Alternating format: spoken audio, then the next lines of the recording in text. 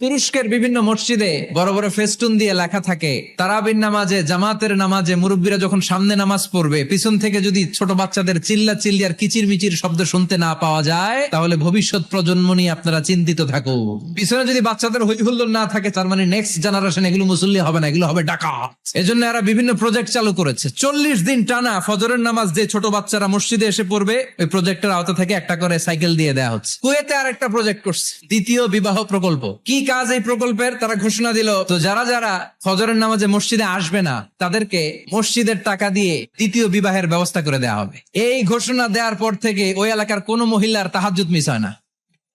ফজর তো অনেক দূরে, তাহাজ্জুদের সময় থেকে হাজবেন্ডের ডাকা শুরু করে, মসজিদে যাও। অনেক দেশে তারাবি পড়েছি রামাদানে, ছোট বাচ্চারা পিছনে অনেক কিচির মিচির করে। হঠাৎ অ্যানাউন্সমেন্ট দেয়, বাবা মারা ছেলে মেয়েদেরকে শান্ত করেন। কিছুক্ষণ শান্ত, 2 রাকাত পর আবার চিল্লাচিল্লি। এজন্য ছোট বাচ্চাদেরকে মসজিদ থেকে তাড়িয়ে দেওয়া যাবে, এদেরকেও নিয়ে যান।